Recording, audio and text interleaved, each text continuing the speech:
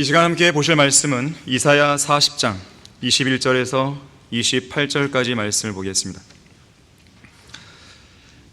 이사야 40장 21절에서 28절까지 말씀입니다.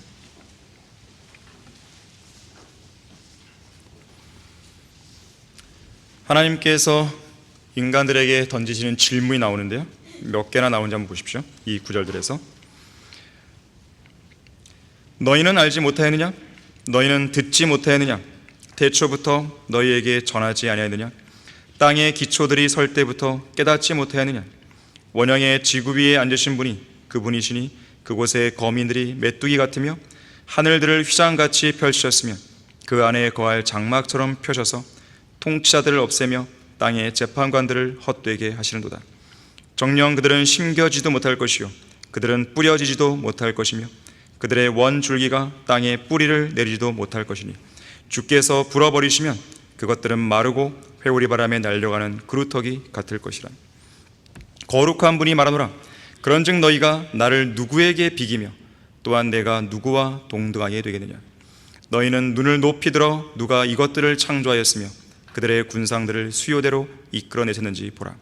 그가 그들의 이름을 그의 막강한 위력으로 모두 부르시나니 이는 그의 권세가 강하고 하나도 부족함이 없으심이라. 오 야곱아 어찌하여 내가 말하며 오 이스라엘아 어찌하여 이르기를 나의 길이 주로부터 숨겨졌으며 나의 심판은 나의 하나님으로부터 지나갔다 하느냐? 너는 알지 못하였느냐? 영원하신 하나님 주 곧 땅 끝들의 창조주는 피곤치 아니하시며 곤비치 아니하신 분인 것을 너는 듣지 못하였느냐? 그의 명철은 한없이 깊으시도다. 자, 말씀을 위해 다 같이 기도하겠습니다. 감사하신 아버지 하나님, 좋은 주일 허락해 주시고 아름다운 예배 분위기를 조성시켜 주셔서 감사드립니다. 이 시간 저희들의 마음을 말씀을 듣기에 합당한 마음으로 준비시켜 주십시오. 성령으로 충만케 해 주십시오. 저희들의 지각을 열어주시고 지성의 눈을 밝혀 주십시오. 하나님의 말씀을 겸손함으로 받고자 하는 그 열망을 우리 안에 더욱더 강하게 일으켜 주십시오. 마귀가 어떠한 형태든지 우리가 말씀을 듣고 깨닫는데 방해하지 못하도록 저희들을 철저하게 보호해 주십시오. 온전히 주님께만 의탁드립니다. 주 예수 그리스도 이름으로 기도했습니다. 아멘. 당신은 하나님을 얼마나 아는가? 여러분은 하나님을 얼마나 아십니까?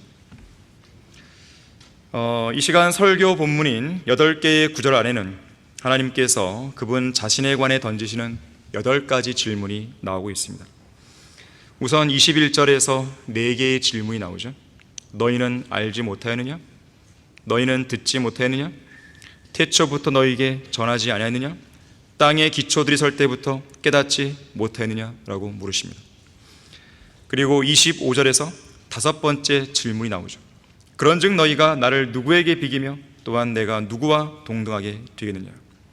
비길 만한 존재가 없어요, 하나님과는. 또한 27절에서 6번째 질문이 이어지죠. 오 야곱아 어찌하여 내가 말하며 오 이스라엘아 어찌하여 이르기를 나의 길이 주로부터 숨겨졌으며 나의 심판은 나의 하나님으로부터 지나갔다 하느냐? 마지막으로 28절에서 2개의 질문이 이어집니다. 너는 알지 못하느냐? 영원하신 하나님 주 곧 땅 끝들의 창조주는 피곤치 아니하시며 곤비치 아니하신 분인 것을 너는 듣지 못하느냐? 여러분은 여러분이 믿고 섬기는 하나님에 대해서 얼마나 그리고 많이 알고 있습니까? 예레미야 10장 10절에서는 주는 참 하나님이시며 그는 살아계신 하나님이요 영원한 왕이시라고 말씀하는데, 여러분은 살아계신 하나님을 얼마나 많이 알고 있고 또 얼마나 많이 여러분의 생활 속에서 경험을 하고 있습니까?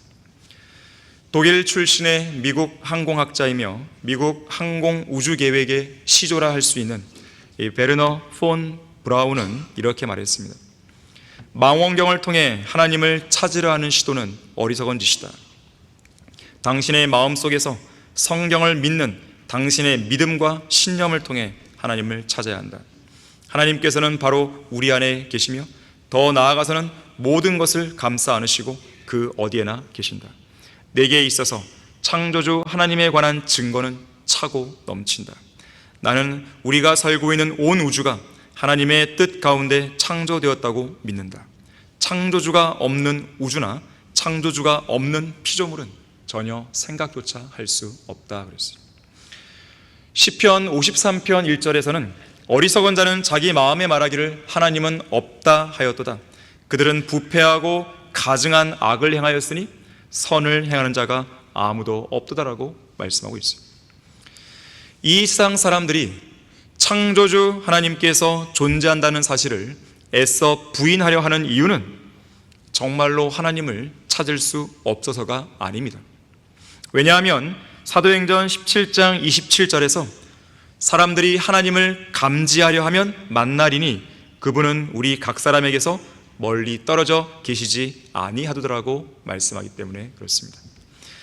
사실 그들은 자기들이 죽은 이후에 하나님 앞에서 자기들의 죄에 대해 설명해야 할 책임을 지는 것을 두려워하고 또 그런 현실을 원하지도 않기에 하나님의 존재를 애써 부인하려 하는 것입니다. 그래서 하나님의 존재를 믿는가 믿지 않는가에 관한 문제는 이해의 문제가 아니에요. 마음의 문제죠. 지식의 문제가 아니에요. 믿음의 문제죠.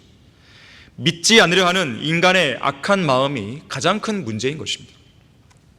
그래서 사람들은 그 악하고 어리석은 마음으로 하나님은 없다라고 주장하는 거예요. 사실 그들은 죄를 더 많이 짓고 싶고 쾌락을 더 많이 즐기고 싶어서 애써 하나님의 존재를 부인하고 있습니다. 특히 하나님께서 정말로 살아계시면 그 죄에 대해 하나님 앞에서 회개와 결산을 봐야 되기 때문에 그런 심판을 피하고 싶어서 애써 무신론자가 되고 마는 거예요. 무신론은 죄인이 구원받지 못한 채 죽게 만드는 마귀의 강력한 도구입니다. 이를테면 이런 거죠. 하나님께서 계시지 않으니 그 누구에게도 너의 모든 죄에 대해 책임을 지거나 심판받을 필요가 없어. 그러니 내 마음대로 죄짓고 살다가 죽으면 돼 라고 마귀가 속이는 거예요. 하지만 눈으로 볼 수 없고 손으로 만질 수 없고 오감으로 느낄 수 없다 해서 하나님은 없어, 하나님이 있다는 증거를 대봐 라고 말하는 사람이야말로 가장 어리석고 멍청한 사람입니다. 그렇다면 창조주 하나님께서 살아계신다는 것을 믿고 있는 여러분은 하나님을 얼마나 많이 알고 있습니까? 여러분이 믿고 섬기는 하나님에 대해서 얼마나 잘 알고 있으세요? 여러분은 하나님을 잘 알고 있을 만큼 하나님과 친밀한 사이십니까? 욥의 세 친구 중 하나였던 엘리파스는 욥을 책망할 때 이렇게 말했죠. 지금 너는 그분, 하나님을 말합니다. 그분과 친하고 마음을 편히하라. 그리하면 복이 내게 임하리라. 욥기 22장 21절에서 말했습니다. 하지만 욥은 자기를 비난하는 친구들만큼이나, 아니 그들보다 더 많이 하나님에 대해 잘 알고 있었어요. 만일 누군가가 여러분에게 하나님에 대해 알려달라고 요구한다면 여러분은 뭐라고 말하겠습니까? 과연 여러분이 알고 있는 하나님은 어떤 분이세요? 그리고 여러분이 하나님에 관해 알고 있는 그 지식만큼 하나님을 실제 생활에서 경험하고 있습니까? 또한 여러분이 그렇게 알고 있는 만큼, 또 그렇게 경험하고 있는 만큼 하나님과 풍성한 교제를 나누고 있으며 또 하나님의 도우심을 실제적으로 받고 있습니까? 만일 여러분들이 그렇게 하고 있지 못하다면 여러분이 하나님의 존재를 부인하고 있는 무신론자들과 뭐가 다르겠어요?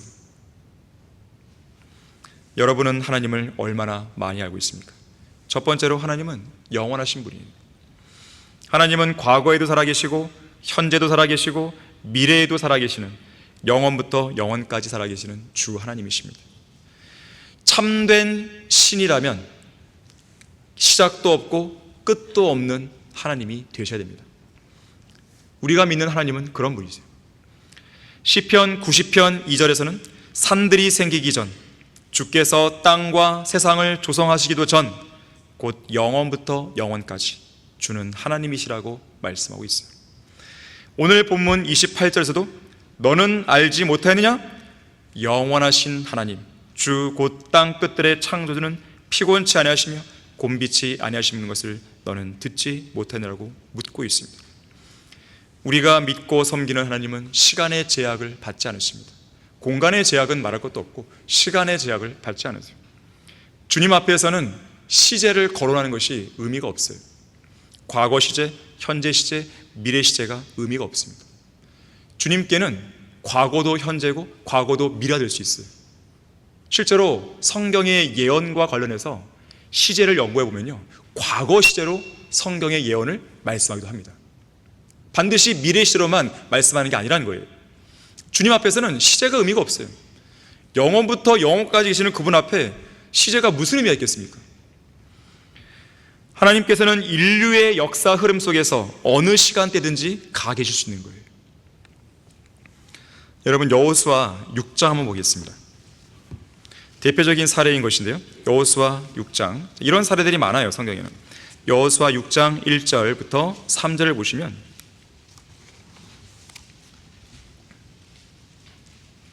그때 여리코는 이스라엘 자손들로 인하여 굳게 닫혀 있어 아무도 나가거나 들어가는 자가 없더라. 주께서 여호수아에게 말씀하시기를, 보라, 내가 여리코와 그 왕과 힘센 용사들을 내 손에 주었으니 너희 모든 전사들은 성읍을 에워싸고 성읍 주위를 한번 돌되 6일 동안 그리하라. 자, 인류의 모든 역사를 주관하신 하나님, 전쟁의 역사를 주관하신 하나님께서는 이 여리코 전투를 주관하고 계시겠죠. 이 전투의 승패가 주님의 손에 달려 있겠죠. 그런데 2절 말씀을 주목해 보세요. 주님께서는 이렇게 말씀하세요. 내가 여리코와 그 왕과 힘센 용사들을 내 손에 주었으니. 여리코 전투가 아직 시작되기 전입니다. 여리코 성이 아직 함락된 것도 아니에요. 그렇다면 인간적인 관점에서 본다면 주었으니가 아니라 뭐가 돼야 돼요? 줄 것이니. 미래 시대는 미래 시대. 그런데 마치 여리코 성읍이 이미 함락된 것처럼 내 손에 주었으니 라고 말씀하시는 거죠. 자, 이것은 하나님께서 그 일이 이미 일어난 것으로 보고 계시는 거죠. 어떻게 이런 관점이 가능한 것인가? 하나님은 과거, 현재, 미래 어느 시간대에도 계실 수 있을 뿐만 아니라 중요한 게 있어요. 하나님께서는 과거, 현재, 미래 모든 시간대에 동시에 살아계실 수 있다는 거예요. 다시 말해서 하나님은 여리코가 함락된 미래의 시간으로 건너가셔서 이미 함락된 상황을 보신 거죠. 그래서 내 손에 주었으니 말씀하시는 거예요. 자, 그래서 여호수아는 이 확실한 약속의 말씀을 있는 그대로 믿고 여리코로 진격하면 되는 거죠.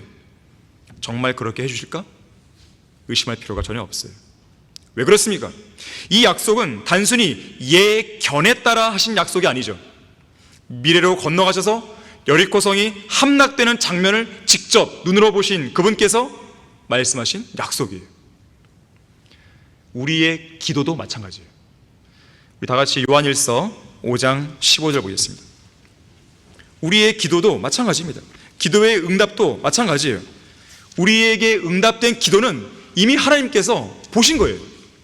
자, 요한일서 5장 15절에서요, 여기서도 시제를 잘 보십시오.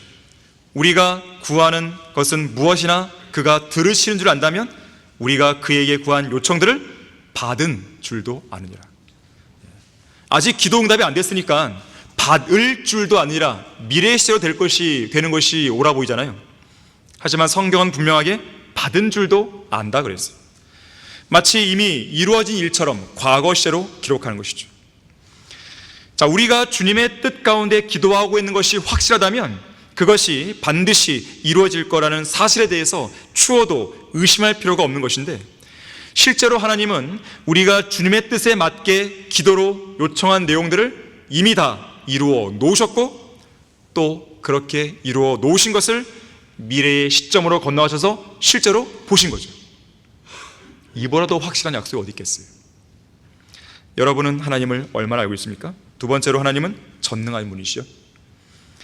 본문 25절, 26절에서 너희가 나를 누구에게 비기며 또한 내가 누구와 동등하게 되겠느냐?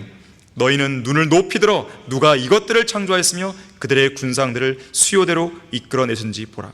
그가 그들의 이름을 그의 막강한 위력으로 모두 부르시나니 이는 그의 권세가 강하고 하나도 부족함이 없으십니다. 우리가 잘 알다시피 하나님은 모든 것을 하실 수 있어요. 말 그대로 모든 것입니다. 어려워서 못할 일이 전혀 없으시죠.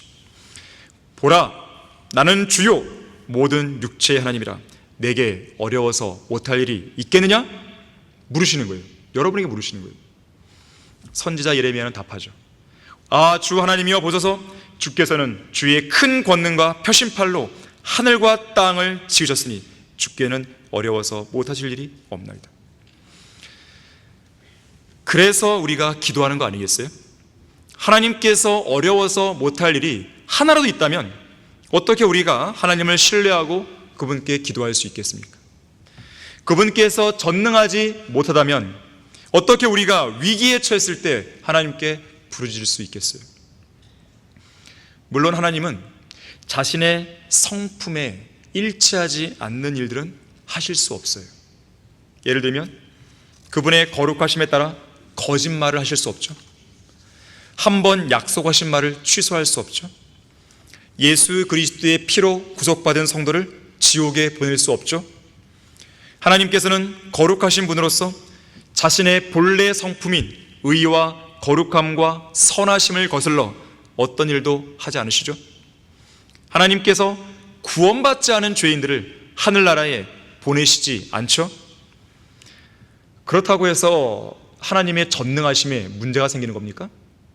그렇지 않죠. 왜 그런 겁니까? 이런 일들은 하나님께서 못하시는 게 아니고 안 하시는 거죠. 나를 부르라, 그리하면 내가 내게 응답하겠고 내가 알지 못하는 크고 능력 있는 일들을 내게 보이리라. 예레미야 33장 3절이에요. 이 세상에서 가장 어리석은 그리스도인은 이 위대한 특권을, 기도를 통해 전능하신 하나님을 신뢰할 수 있는 이 위대한 특권을 누리지 못하는 그리스도인이에요. 하나님만을 신뢰하지 못하는 그리스도인은 이리저리 세파에 흔들리는 돛담배 같아요. 늘 불안해요. 늘 안정이 없어요. 늘 평안이 없습니다. 하나님을 전적으로 신뢰하지 않기 때문에 그런 거예요. 기도하지 않기 때문에 그런 겁니다. 영원히 살아계시는 분을 왜 의존하지 않냐 이거예요. 인류의 모든 역사를 주관하시는 분을 왜 의지하지 않냐 이거예요. 개인의 생사화복과 한 나라의 흥망성쇠와 생태계의 먹이사슬을 관장하시는 주님을 왜 의존하지 않냐 이거예요. 우리를 직접 만나주시고 기도에 응답해 주시고 말씀을 통해 살아있는 인격적인 교제를 우리와 이루시고 영원한 생명을 우리에게 주시는 살아계신 하나님을 왜 전적으로 신뢰하지 않냐 이거예요. 전능하신 하나님을 온전히 신뢰함으로써 여러분이 현재 직면해 있는 모든 문제를 넘어서야 됩니다. 못할 것도 없어요. 기도하는 성도를 이길 수 있는 것은 아무것도 없어요. 왜냐? 우리의 기도를 하나님께서 들으시고 경청하시고 응답하시기 때문에 그렇습니다. 여러분은 하나님을 얼마나 알고 있습니까? 하나님은 세 번째로 거룩한 분이세요. 말 그대로 거룩한 분이에요. 오늘 본문 25절에서도 하나님을 거룩한 분으로 소개하죠. 거룩한 분. 완전 무결하신 분이죠. 거룩하신 분이에요. 완전 무결하지 않으시고 거룩하지 않다면 그분은 하나님이 아니에요. 거룩하지 않으신 하나님 상상할 수 없어요. 오 주여, 신들 가운데 누가 주와 같으리까? 누가 주와 같이 거룩함이 영화로우며 찬양받을 만큼 두려우며 이적들을 행하리까? 출애굽기 15장 11절 말씀입니다. 누가 주와 같이 거룩함이 영화로우며 찬양받을 만큼 두렵냐고, 두려운 그런 존재가 있냐고 이야기하는 것이죠. 거룩하다는 말은요, 모든 더러움에서 완전히 자유롭고 완전히 벗어나 있는 순수함 그 자체를 말합니다. 하나님은 절대적으로 순수하세요. 흠이 없어요. 티가 없어요. 점도 없어요. 하나님은 태양보다 더 순수한 분이십니다. 태양에는 흑점이라 불리는 티가 있죠. 하지만 거룩하신 하나님은 빛이시며 어떠한 어두움도 존재하지 않습니다. 태양은 화씨 9,000도로 불타오르죠. 그렇다면 어떻게 죄인들이 태양보다 더 이글이글 뜨겁게 타오르는 강렬한 빛이신 거룩하신 하나님 앞에 설 수 있겠습니까? 뜨겁게 불타오르시는 하나님 앞에서는 태양은 물론 영원한 불모조차 그 힘과 위력을 잃게 됩니다. 하나님은 그 눈이 정결한 눈입니다. 정결한 눈이시기에 죄와 악을 보지 못하세요. 그래서 하나님께서는 그분의 독생자이신 예수 그리스도께서 인류의 죄를 대신하여 십자가에 매달렸을 때 두 손과 두 발에 못이 박힌 채로 고통스럽게 죽어가시던 그분의 아들을 외면하시고 고개를 돌리신 거예요. 왜냐하면 십자가에 달려 계신 그 순간만큼은 인류의 모든 죄를 짊어지신 예수님이 죄와 저주 그 자체가 되셨기 때문에 그렇습니다. 죄 덩이가 되셨고 저주 그 자체가 되신 예수님을 정결한 눈을 가리신 거룩하신 아버지 하나님께서 차마 보실 수 없었던 것이죠. 이 세상 그 어디에도 하나님처럼 거룩한 존재는 없습니다. 이사야 6장 3절에서 영적인 존재들이 찬양하죠. 거룩하시도다, 거룩하시도다, 거룩하시도다, 만군의 주여 온 땅이 그의 영광으로 충만하도다. 이러한 찬양을 받을 수 있는 분은 주 하나님만이 유일하십니다. 또한 하나님은 거룩하시기에 죄를 미워하시고 죄를 엄격히 다루시고 그분의 거룩한 분노로 죄를 벌하십니다. 죄를 결코 간과하지 않으세요. 성경의 하나님은 악을 선이라고 선을 악이라고 하지 않으십니다. 그래서 그분의 거룩하심은 거룩하신 하나님과 타락한 인간을 분리시키는 거예요. 인간이 거룩하신 하나님께 다가갈 수 있는 유일한 길은 예수 그리스도의 거룩한 피밖에 없습니다. 예수님의 거룩한 피만이 죄에 대해 분노하시는 하나님과 화해할 수 있는 유일한 길인 것이죠. 예수 그리스도의 피가 없었다면 우리는 이 자리에서 거룩하신 하나님께 경배를 드릴 수 없었을 것입니다. 감히 하나님의 은혜의 보좌 앞으로 나아가서 찬양과 기도를 드릴 수 없었을 것이에요.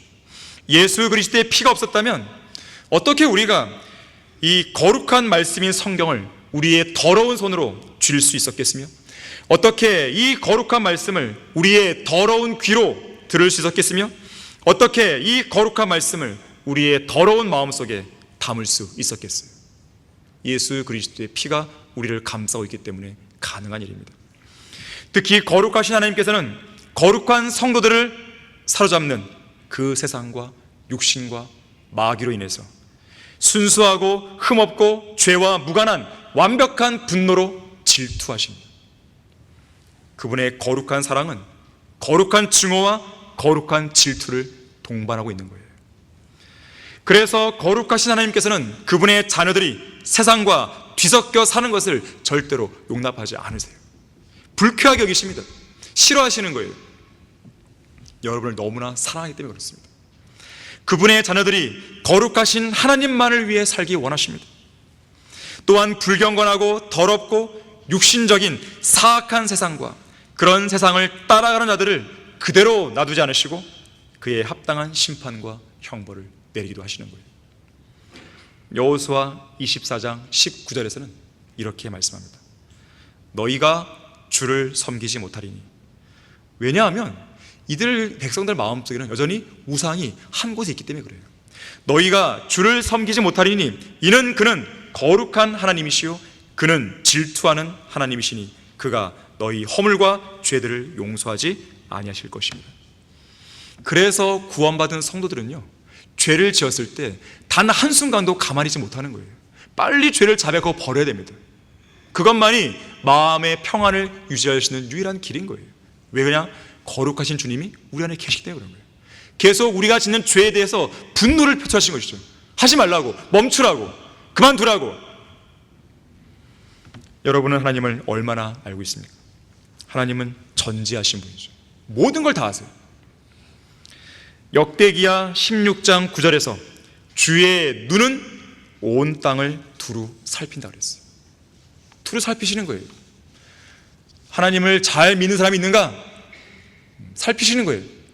누가 나를 향해서 온전한 마음을 보이고 있는가? 살피시는 거예요.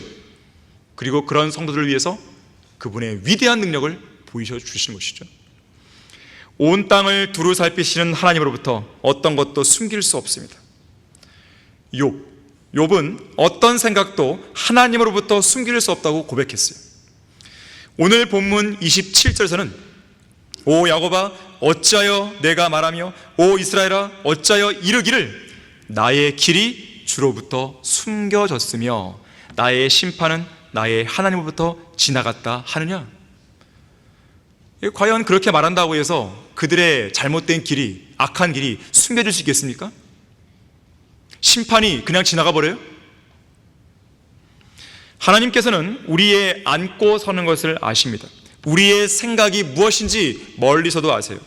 우리가 침상에 눕는 것도 샅샅이 아시고 우리의 모든 길들을 다 아시는 거예요. 속일 수 없어요. 하나님은 여러분이 겪고 있는 고통, 고난 다 알고 계세요. 모르는 게 아닙니다. 여러분이 겪는 외로움, 낙심, 슬픔, 좌절, 눈물 다 헤아리시는 거예요. 너무나 분명히 알고 계시면서도 때로는 그분의 특별한 목적 속에서 잠시 모른 척하며 침묵하기도 하시는 거예요. 또한 우리 입술로 내뱉는 말들 중에 단 하나라도 모르시는 게 없습니다. 우리가 기도하는 모든 간구 내용을 다 아시고 다 일일이 짚으시고 경청하시고 우리 마음속에 현재 생기고 있는 일들도 다 일일이 아시는 거예요. 하나님을 속일 생각하지 마세요. 주님께서는 여러분들이 말하고 행동하고 생각하기 전에 여러분들의 모든 말과 행위와 생각을 모두 아시는, 우리의 모든 지식을 초월하시는 분이라는 것을 염두에 둬야 됩니다. 특히나 하나님은 사람의 모든 생각과 의도를 판별하십니다.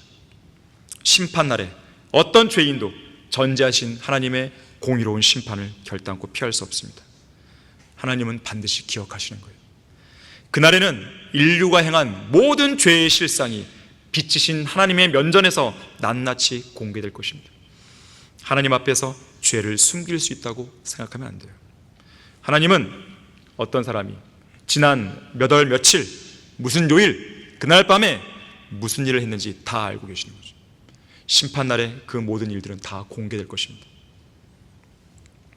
잠언 15장 3절에서요, 주의 눈은 어느 곳에서나 악한 자와 선한 자를 살피신다 그랬어요. 머지않아 모든 것이 만천하에 드러날 것입니다. 반드시 선이든 악이든 모든 일이 공개적으로 드러날 것이에요.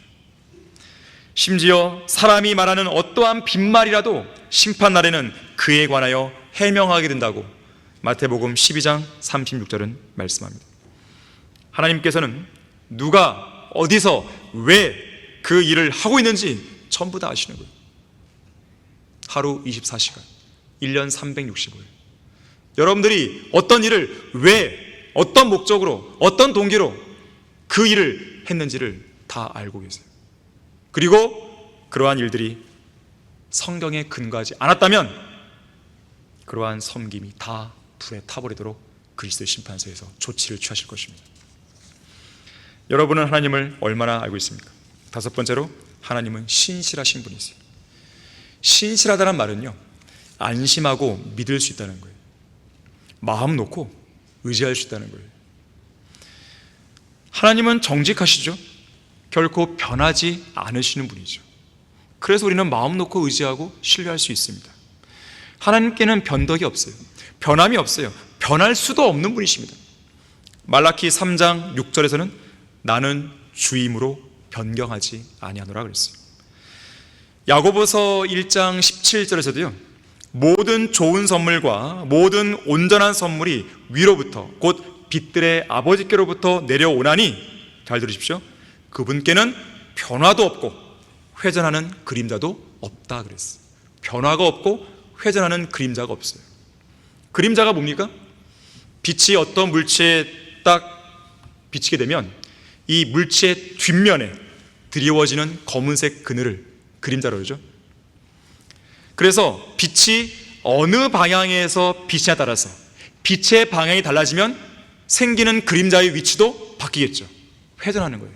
변화가 있는 거예요. 그런데 빛 자체에는 그림자가 없잖아요. 그림자가 없어요. 그렇기 때문에 회전하는 그림자가 생길 수가 없겠죠. 그분이 바로 하나님이십니다. 변화가 없으신 하나님께서는 인간들처럼 변덕을 부리거나 어떤 결정이나 약속에 대해서 이랬다 저랬다 하시지 않습니다. 한 번 하신 약속에 대해서는 반드시 지키시는 거예요. 하나님께서는 인간과 다르십니다. 상황에 따라서 무엇이 좋으냐를 따져보고 어제 다르고 오늘 달라지는 것이 사람의 마음이죠. 사람의 본성이죠. 하지만 하나님은 절대로 그렇지 않았어요. 한 번 하시기로 작정하셨으면 그대로 밀고 나가실 분이죠. 뒤로 물러서시거나 역행하지 않습니다. 한편 하나님의 불변하심은, 변하지 않는 그분의 모습은 그분의 신실하심의 근거가 되는 거예요. 그래서 여러분들은 염려할 필요가 없어요. 불안해할 필요도 없습니다. 포기해서도 안 되는 거예요. 하나님만 믿으면 되는 거예요. 신실하신 하나님만 붙잡으면 되는 것입니다. 하나님은 정직하시고 절대 변하지 않는 분이에요. 약속을 반드시 지키십니다. 그분이 성경에서 약속하신 모든 말씀들을 반드시 행하시고 반드시 이루시는 거예요. 하나님께서는 그분의 신실하심에 따라서 여러분의 모든 필요를 채워주시고 그리스도를 통해서 모든 것을 할 수 있도록 인도하시며 우리를 도와주시는 것입니다. 우리 안에서 역사하시는 능력을 따라 우리가 구하는 것이나 생각하는 모든 것보다 훨씬 풍성하게 행하신다는 그 약속을 우리는 믿으면 되는 거예요. 나의 하나님께서 그리스도 예수를 통하여 영광 가운데서 그의 풍요함을 따라 너희의 모든 필요를 채워주실 것이라는 빌립보서 4장 19절의 약속을 우리는 믿으면 되는 거예요. 하나님은 불가능한 것을 가능하게 해주겠다고 약속하셨어요. 새로운 마음과 정직한 마음, 담대한 마음, 부드럽고 용서하는 마음도 주겠다고 약속하셨습니다. 언제라도 예수 그리스도의 피를 의지하면 죄들을 용서해 주겠다고 약속하셨어요. 우리에게 성령의 열매를 약속했고 평안을 약속하셨어요. 능력을 약속했고 사랑을 약속했고 건전한 생각의 영을 약속하셨습니다. 우리를 두려움과 고난 가운데서 건져내겠다고 약속하셨어요. 모든 필요를 공급해 주겠다고 약속하셨어요. 모든 좋은 것을 아낌없이 주겠다고 약속하셨어요. 지혜를 약속하셨고 시험에서 건지겠다고 약속하셨어요. 건강과 치유를 약속하셨고 위험과 해로움으로부터 보호해 주겠다고 약속하셨어요. 신실하신 그분의 약속입니다. 문제는 그 약속을 믿느냐예요. 이 위대한 약속을 붙들고 신실하신 하나님께 기도로 우리는 맡겨야 되는 것이죠. 여러분은 하나님을 얼마나 알고 있습니까? 여섯 번째로, 하나님은 사랑이세요. 사랑한다가 아니라 사랑이세요. 사랑 그 자체십니다. 그래서 사랑은 영원한 거예요. 왜요? 영원하신 하나님은 영원하시기 때문에. 영원하신 하나님이 사랑이라면 사랑도 영원한 거죠. 요한일서 4장 8절에서 사랑하지 아니하는 자는 하나님을 알지 못하나니 하나님은 사랑이시기 때문이라고 그랬어요. 하나님의 사랑은 예수 그리스도의 죽으심을 통해서 온 인류에게 나타났습니다. 하나님께서 그분의 독생자를 세상에 보내신 것은 세상을 정죄하려 하심이 아니라 구원하시기 위함이었습니다. 하나님께서는 죄인이 멸망하는 것을 기뻐하지 않으세요. 오래 참으심으로 아무도 멸망하지 않고 다 회개에 이르기를 원하시는 분이세요. 그러나 오늘날 죄인들은 이러한 하나님의 사랑을 왜곡해버립니다. 인본주의가 만들어낸 사랑의 신에 완전히 세뇌가 되어서 하나님을 모든 것을 용납하는 그런 신으로 전락시켜버린 거예요. 사랑의 하나님이 죄인들을 지옥에 보낼 리가 없다라고 거짓말하죠. 고통스럽고 수치스럽고 나무로 된 못에 박힌 채찍 자국이 선명히 나 있는 피로 물든 십자가로 나오지 않는 한 하나님의 사랑을 결코 받을 수 없습니다. 십자가를 배제한 하나님의 사랑은 그 어디에도 존재하지 않아요. 하나님은 당신을 사랑합니다. 이것은 그리스도인에게만 해당되는 말이에요. 그리스도인이 아닌 죄인들에게는요, 해당이 안 됩니다. 물론 하나님께서는 과거에 십자가 사건을 통해서 인류를 사랑하신 적이 딱 한 번 있었습니다. 그렇기 때문에 지금 이 시간 하나님의 사랑을 받기 원하는 누군가가 있다면 반드시 십자가를 통과해야 되는 거예요. 그것이 아니고서는 하나님의 사랑을 절대로 받을 수 없는 겁니다. 오히려 그 사람의 머리 위에는 하나님의 분노와 진노가 놓여 있는 거예요. 언제라도 그 사람을 지옥에 버릴 수만큼의 그런 분노가 있으신 거예요. 하나님의 오래 참음이 없었다면 그 사람은 벌써 지옥 갔을 것입니다. 하지만 우리는 어떻습니까? 하나님의 사랑이 나타난 십자가 앞으로 나아온 사람들이에요. 그렇게 나아온 우리를 주님은 영원한 사랑으로 사랑하십니다. 예수 그리스도의 피로 구속받은 우리 모두를 영원한 사랑으로 사랑하시는 거예요. 그러한 하나님의 사랑을 의심해서는 안 됩니다. 우리를 향한 예수 그리스도의 사랑은 영원토록 동일한 것이에요. 예수 그리스도의 사랑이 변했다고 생각하는 성도들이 있는 것 같습니다. 설령 그렇게 생각하지 않아도 마치 그렇게 행동하며 사는 성도가 많은 것 같습니다. 그러나 그리스도의 사랑은 약해지지 않았습니다. 퇴색되지 않았어요. 오히려 그리스도를 향한 여러분의 사랑이 퇴색되고 약해졌을 뿐이죠. 여러분을 향한 예수 그리스도의 첫사랑은 여전히 뜨겁게 불타오르고 있습니다. 여전히 생생하게 살아있고 활기가 느껴지고 열정적입니다. 그러나 그리스도를 향한 여러분의 첫사랑은 차갑게 식었고 냉랭하고 죽어있고 전혀 생기가 느껴지지 않는 것이죠. 고린도후서 6장 11절부터 13절에서는요, 바울이 이렇게 말합니다. 오 너희 고린도 사람들아, 우리의 입이 너희에게 열려있고 우리의 마음이 넓어져 있도다. 너희는 우리 안에서 좁아진 것이 아니요 너희의 애정 안에서 좁아진 것이니라. 이제 내가 나의 자녀들에게 말하듯 하니 너희도 이에 보답하듯 마음을 넓히라 그랬어요. 자, 이것을 하나님과 성도의 관계로 대입해 본다면 우리를 향해 내가 너를 사랑하노라고 고백하시는 예수 그리스도의 입은 활짝 열려 있습니다. 영원한 사랑으로 가득한 그리스도의 마음은 우리를 향해 여전히 넓어져 있어요. 우리를 위해 죽으실 만큼 사랑하시고 값없이 모든 것을 기꺼이 바치신 예수 그리스도의 마음은 단 한 번도 좁아진 적이 없습니다. 좁아졌다면 그리스도를 향한 여러분의 마음과 애정이 좁아졌을 뿐이에요. 그리스도를 향해서 여러분의 마음을 넓혀야 됩니다. 세상을 향해서 여러분의 마음을 넓힐 것이 아니라 그리스도를 향해서 여러분의 마음을 넓히셔야 돼요. 이것을 위해서 예수 그리스도와 함께하는 시간을 더 늘려야 됩니다. 인생이 바쁘면 바쁠수록 여러분을 향한 세상의 유혹과 압박이 더 크게 다가오면 다가올수록 주님의 오심이 가까움을 볼수록 그리스도와 함께 사랑의 교제를 나누는 그 시간을 더 늘려야 되는 거예요. 어제나 오늘이나 영원토록 동일하신 그리스도의 사랑은 단 한 번도 바뀐 적이 없어요. 설령 우리에게 어떤 고난이나 어려움이 왔다고 해서 우리를 향한 그리스도의 사랑에 무언가 변화가 있다고 생각하면 안 됩니다.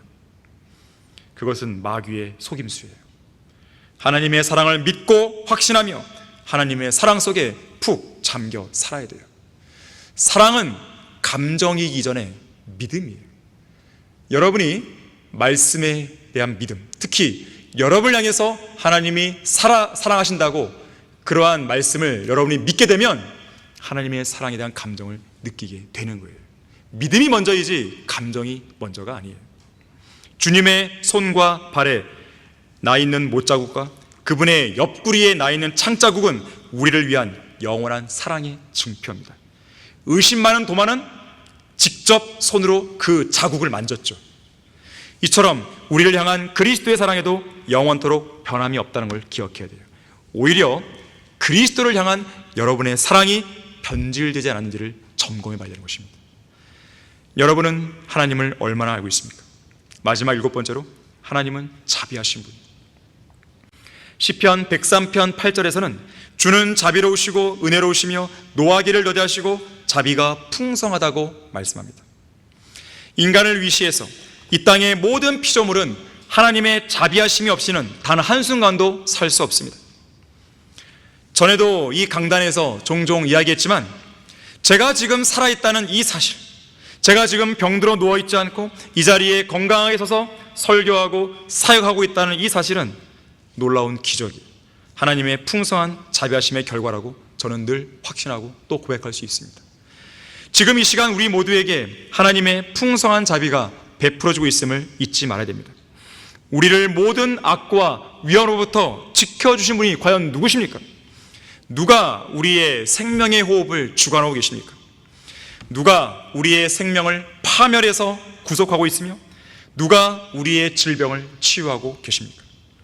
하나님께서 베풀어 주시는 자비가 아니라면 생명, 건강, 재물 등등의 인간이 받을 수 있는 것은 단 한 가지도 없는 거예요.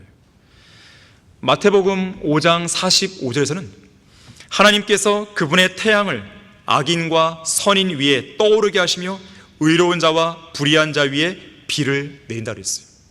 그러면 이 땅에 살고 있는 사람들 중에 과연 몇 사람이나 하늘에 떠 있는 태양과 하늘에서 내려오는 비는 하나님이 우리에게 베풀어준 자비라고 인식하냐 이거예요. 또한 그것에 대해서 하나님께 감사하고 하나님을 송축하는 사람이 과연 몇 명이나 되겠습니까? 여러분은 어떠세요? 오늘도 태양을 뜨게 해주신 하나님께 감사를 드렸습니까? 시편 136편 7절부터 9절에서는 큰 빛들을 지으신 분께 감사하라. 그의 자비가 영원히 지속됨이라. 낮을 주관하는 태양을 지으신 분께 감사하라. 그의 자비가 영원히 지속됨이라. 밤을 주관하는 달과 별들을 지으신 분께 감사하라. 그의 자비가 영원히 지속됨이라 그랬어요. 과연 이 지구상에서 하늘에 떠있는 태양과 달과 별들을 지으신 하나님의 그 자비를 찬양하는 사람이 몇 명이나 되겠습니까? 과연 여러분에게 한글 킹제임스 성경을 믿음과 실행의 최종 권위로 받아들이도록 인도하신 분은 누구시며 여러분을 성경대로 믿는 교회로 인도하신 분이 과연 누구십니까? 누가 여러분의 기도에 응답을 해주고 계십니까?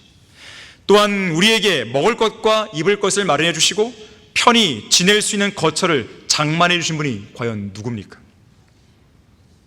저는 집 살 돈 없는데요. 저는 임차인인데요. 갚아야 할 은행 대출 금액이 이만저만한 게 아닌데요. 매월 월세를 내기도 빠듯한데요. 전세금이 얼마나 많이 올랐는지 아십니까?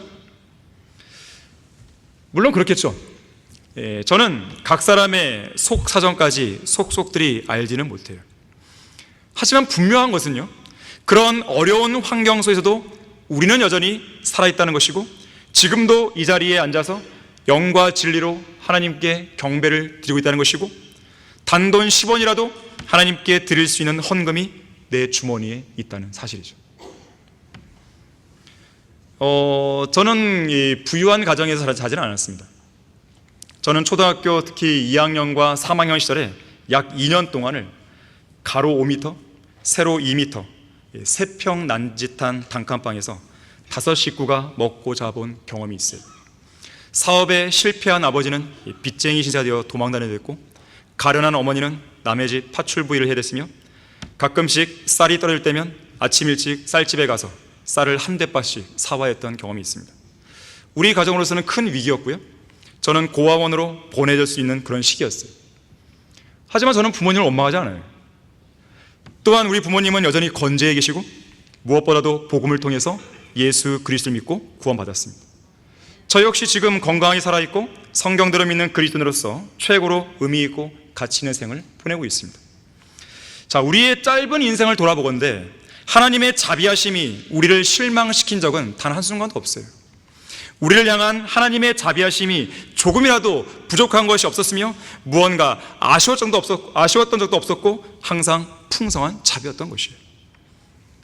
그 무엇보다도 죄인으로 태어나서 죄만 지고 살다가 바로 그 죄로 인해 죽을 수밖에 없고 또한 바로 그 죄 때문에 영원히 불타오르는 지옥에서 영원히 고통받으며 살 수밖에 없었던 우리는 그 모든 죄를 용서받는 가장 큰 자비를 받은 사람들임을 기억해야 됩니다.